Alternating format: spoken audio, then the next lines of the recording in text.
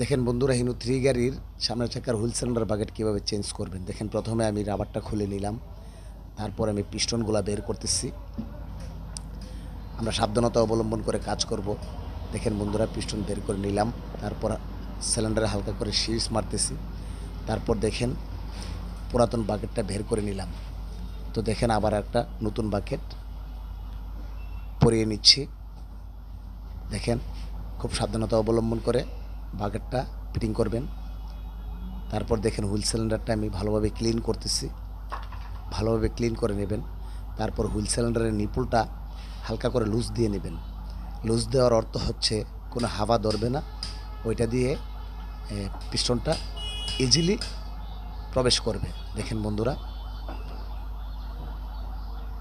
পিস্টনটা স্ক্রুড্রাইভারের সাহায্যে পিস্টনটা ইজিলি প্রবেশ করছে। তারপর দেখেন আরেকটা পিস্টন, দেখেন বন্ধুরা।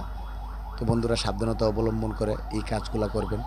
আর এরকম আরও ভিডিও যদি আপনারা পেতে চান তাহলে আমার চ্যানেলটাকে সাবস্ক্রাইব করে দেবেন। ভালো থাকবেন বন্ধুরা, সুস্থ থাকবেন। আসসালামু আলাইকুম।